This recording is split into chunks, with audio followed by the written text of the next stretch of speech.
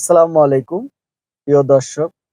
Phase the লেবারের আজকের আলোচনার বিষয় অধিক কর্মঘণ্টার জন্য অতিরিক্ত ভাতার পরিমাণ কি হবে। প্রিয় দর্শক, এই বিষয়ে শ্রম আইন ধারা ১০৮-এ উল্লেখ আছে।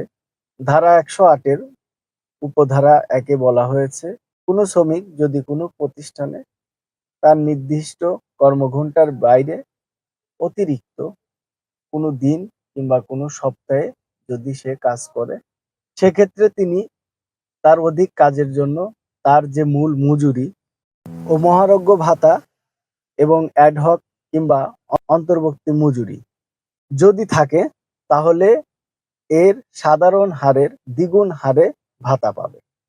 উদাহরণ, একজন শ্রমিকের যদি মূল বেতন হয় ১৮,০০০ টাকা, তবে তার মূল বেতন হবে ১০,৩৬৬ টাকা।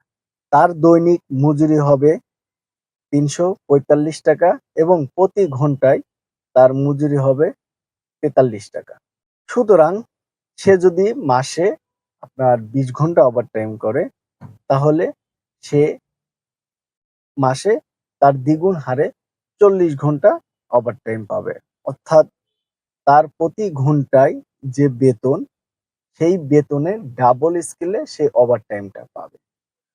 সুপ্রিয় দর্শক, আপনারা আশা করি আমার এই ছোট্ট শ্রম আইন নিয়ে যে অনুষ্ঠান ফেজ দ্য লেবার, এই অনুষ্ঠান থেকে আপনারা যে শ্রম আইন সম্পর্কে জানতেছেন এবং শ্রমিকদের যে সম্পর্কে জানতেছেন, আমি আশা করব আমাদের এই অনুষ্ঠানটা আপনাদেরকে ভালো লাগবে এবং এই অনুষ্ঠান আপনারা দেখবেন এবং আমাদের পাশেই থাকবেন। আসসালামু আলাইকুম।